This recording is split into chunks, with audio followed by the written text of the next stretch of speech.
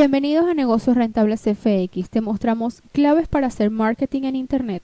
En nuestra página web negociosrentablesfx.com sección Marketing podrás ampliar con detalle cada consejo.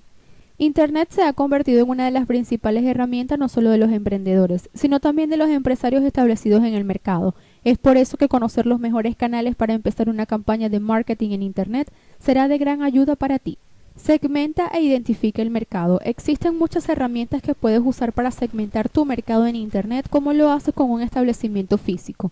Esto es necesario porque nos permite establecer el tipo de público objetivo que buscamos para que llegue a él las campañas y estrategias de marketing, de tal manera que podamos especializarnos y aumentar el nivel de efectividad. Evita publicar demasiado contenido publicitario. Este punto está enfocado principalmente en las redes sociales, donde debemos evitar la continua publicación de contenido publicitario, uno de los errores más frecuentes de los emprendedores en el marketing.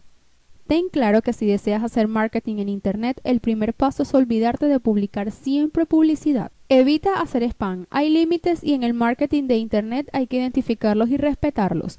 Abusar de la publicación y presencia de contenido publicitario como anuncios enviados a través de correos electrónicos y otras plataformas es un error frecuente y grave que se suele cometer en estos casos. Para ver con detalle claves para hacer marketing en Internet, visita negociosrentablesfx.com sección Marketing.